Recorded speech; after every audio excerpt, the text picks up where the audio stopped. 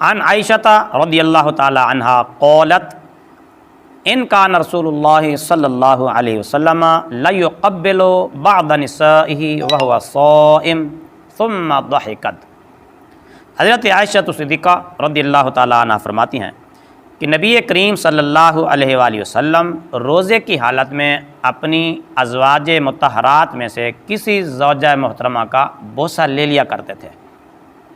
روزے کی حالت میں اپنی بیوی کا بوسہ لینا جائز ہے، اس سے روزے میں کوئی خلل نہیں آتا۔ ہاں، اگر نوجوان ہے، نئی شادی ہوئی ہے تو اس کو اس سے احتراز چاہیے، بچنا چاہیے کہ ممکن ہے کہ وہ بوسے کے بعد ہم بستری کا ارتکاب بھی کر لے۔ تو روزے کی حالت میں اگر اپنے آپ پر کنٹرول ہے کہ آپ اپنے آپ پر کنٹرول رکھ سکتے ہیں تو روزے کی حالت میں بیوی کے ساتھ سو بھی سکتے ہیں، ہاتھ بھی لگا سکتے ہیں، بوسہ بھی لے سکتے ہیں۔ اگر کنٹرول نہیں رکھ سکتے یا کنٹرول نہ رکھنے کا احتمال ہو تو پھر اس سے بچنا ہی بہتر ہے۔